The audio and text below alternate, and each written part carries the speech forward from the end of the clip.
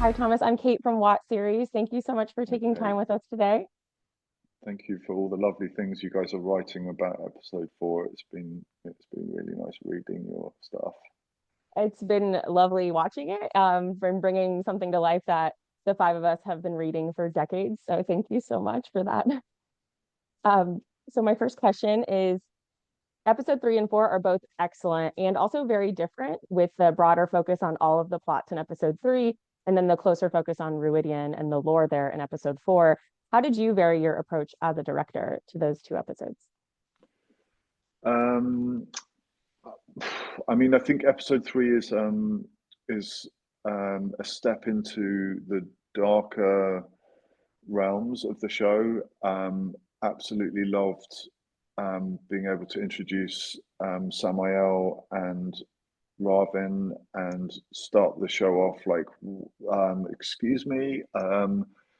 So that felt like a big step forwards in terms of just kind of bringing in the darker side of the show. I think all of the kind of Forsaken characters are kind of really kind of lifting the show. Actually, Lia Costa, Natasha O'Keefe, the sort of it's kind of wonderful watching that momentum build.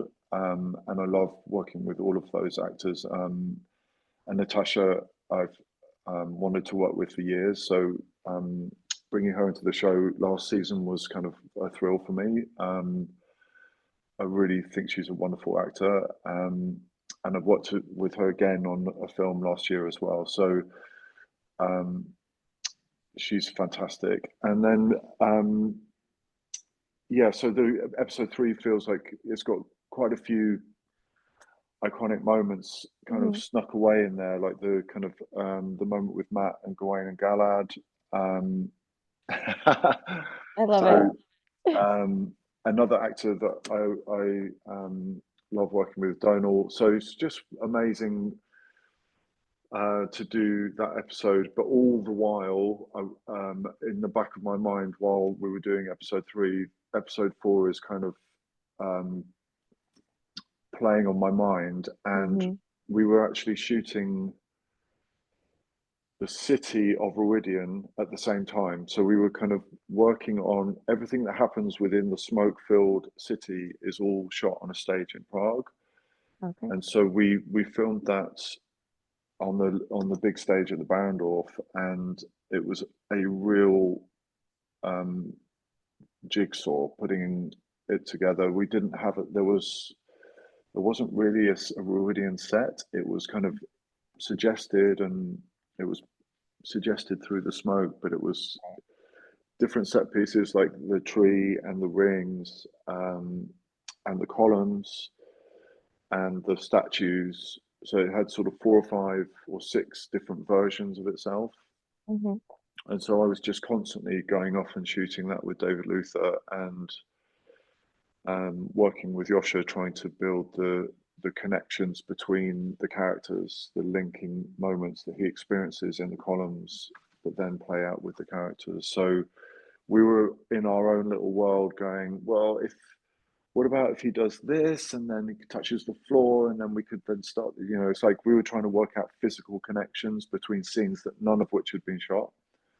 That's really interesting because we definitely noticed that watching the shots, the editing between the shots, in the when he's walking through the columns or stumbling or dragging himself through the columns, and then the Yes. ends and the beginnings of all the scenes, those were fantastic. So that actually leads into my next question, which is about Yosha's performance as those 7 characters, 6 of them being his ancestors. His acting is fantastic.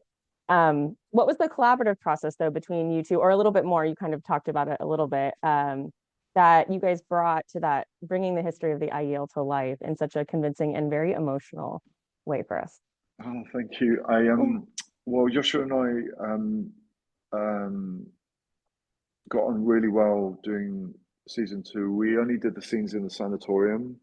Mm-hmm. So when he's going to Love. work in the sanatorium, and then when he's with Celine in the bedroom. So we didn't do a huge amount of scenes. I had a whole episode which didn't feature him at the beginning of Mm-hmm. season 2. but I think we really like working with each other, um, and then we got to do this, and it's sort of such a challenge um, when you're staring at the kind of the page and then trying to work out how to navigate through this, and what you really want to do is you want to be able to kind of put your feet on the floor with the characters, and you want to kind of have some sort of grounding Mm-hmm. for the characters, for the actor, for myself. I felt kind of quite unsure about various aspects of episode 4. It was all an unknown. It was like doing Mm-hmm. a movie in Mm-hmm. that a lot of it is outside of what we've already seen in the Wheel of Time. Ruidian was a whole new experience. The Aiel had not been established, so we did a lot of casting to create the Aiel, the Tardad, and the Shido. And then beyond that was Ruidian itself. So um, technically, there was a lot of work on Ruidian. I spoke about that a little bit. And then emotionally, and for Yosha, um, Rafe has written a beautiful script. First and foremost, Rafe's script is like a really beautiful homage to the original Mm-hmm. text. And then Yosha and I sat down and we just wanted to bring Sharon Gillam and Davina Lamont into the process really early, partly because we just felt like we wanted to inspire Yosha and give him something to feed him, which was the Mm-hmm. prosthetics, which was costume ideas. The first costume idea was like a rug over his back, but it was like weighted, so it kind of made him Mm.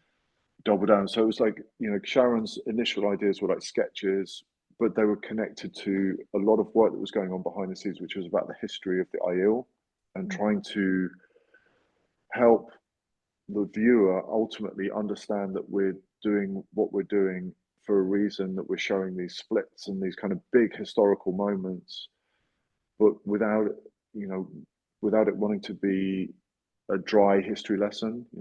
Right. So I think where Ray's script was really brilliant was that it gave us characters that were going through these emotional moments. And so working with Joshua was about finding those emotional keystones and then working out how we're going to go in and out of those scenes, like properly in and out. We're never going to see this character again. This is it. Mm-hmm. This is the moment, and it's this kind of hugely important historical moment as well. Right.